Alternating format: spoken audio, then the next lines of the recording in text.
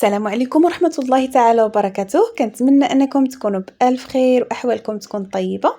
اليوم بإذن الله بغيت نشارك معكم واحد الفطائر اللي كيجيو رائعين ولذاذ بواحد الطريقة اللي هي سهلة وبسيطة. ندوزو للمقادير والطريقة التحضير. عندي في المقادير 2 زلايف كبار ديال الدقيق الفورس، عندي الملحة، 2 معالق كبار ديال زيت الزيتون، خمارة ديال الحلوى، معلقة كبيرة د الخميرة معجونة، معلقة كبيرة ديال السكر، عندي حليب دافي وعندي كاس ديال الماء دافي. ندوزو للطريقة ديال التحضير. هنا أول حاجة كناخدو كاس ديال الماء دافي، كنضيفو عليه معلقة كبيرة ديال السكر مع معلقة ديال الخميرة معجونة أولا خميرة حبيبات، وكنحركو مزيان داك الخليط وكنغطيو عليه بالفيلم أليمونتير، كنخليوه تقريبا واحد 5 حتى ل 10 دقائق حتى كتفاعل داك الخميرة. من بعد كما شفتو كناخد 2 زلايف كبار ديال الدقيق مع داك الخليط ديال الخميرة مع السكر والماء، وكنضيف الملحة، ساشية وحدة ديال الخميرة ديال الحلويات، وكنضيفو 2 معالق كبار ديال زيت الزيتون، وكنجمعو العجينة ديالنا بالحليب اللي يكون دافي. هنا درتها في عجانة، بغيتو تعجنوها بيديكم ممكن انكم تعجنوا. هنا كما كتشوفوا كنبدا نضيف الحليب حتى كنحصل على القوام ديال العجينه اللي بغيت. من الاحسن تكون خفيفه، كنغطي عليها فيلم اليمونتير وكنخليها. بالنسبه للحشوه عندي دجاج، فلفله مقطعه، عندي البصله مقطعه، قزبور ومعدنوس، عندي تشكيله ديال العطريه وواحد الشريحه ديال الفرماج وعندي الزيت. دوزو لطريقه التحضير. هنا اول حاجه خديت مقله ضفت عليها الزيت، كنشحر داك البصله، من بعد كنضيف الدجاج مقطع، ممكن ديروا الكفته ولا ديروا اي حاجه بغيتو. من بعد كنضيف عليها فلفله مقطعه حمراء، وكنضيف العطريه درت فيها سكينجبير وشويه ديال التحميره، الملحه والبزار والهريسه. هنا من بعد كنضيف قزبور ومعدنوس حتى كيطيب ليا داك الدجاج وكيتشحر لي كلشي مزيان. كنضيف داك الشريحه ديال الفرماج وكنطفي على الحشوه وكنخليها تبرد. هنا كما شفتوا من بعد ما خمرت ليا العجينه كنخليها تقريبا واحد ساعه حتى كتخمر مزيان. هنا شكلتها على شكل كرات بالحجم متوسط، ستفتهم في اللاطه خليتهم تقريبا واحد 10 دقائق ارتاحوا.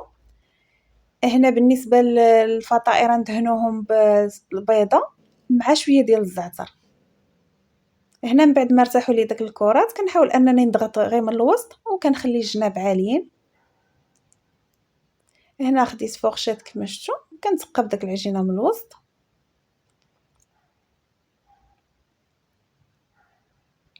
وكناخذ الحشوه وكنعمر بها من الوسط. فهاد الوقيته اللي انا كنعمر هاد الفطائر شعلت على الفران، شعلت عليه غير من التحت على 200 درجه. من بعد ما عمرت داك الفطائر من الوسط كما شفتوا كندهن بداك الخليط ديال البيض مع الزعتر،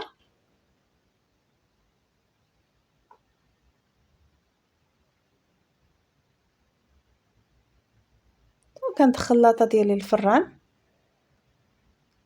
حتى كيطيب من التحت، كنشعل عليه من الفوق. هنا دزت اللاطه الثانيه بنفس الطريقه، كنضغطوا على الوسط كنخليو الجناب وكنعمروا بالحشوه. ضروري كنتقبوا العجينه من الوسط. انا هنا دهنت قبل ما نعمر الفطائر.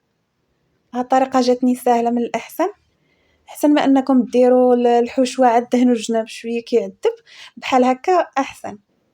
وانتم جربوا الطريقه اللي تناسبكم. هنا من بعد ما دهنت بالزعتر والبيض كنعمر الوسط ديال الفطائر وكندخل اللاطه ديالي للفران. هنا من بعد ما خرجت اللاطه من الفران كندير شويه ديال الفرماج محكوك، كنولي نرجع اللاطه غير شويه باش كيذوب داك الفرماج.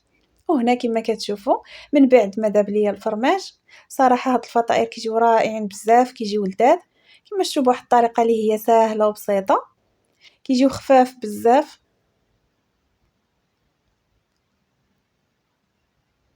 وما كياخذوش منا بزاف ديال الوقت كما كتشوفوا.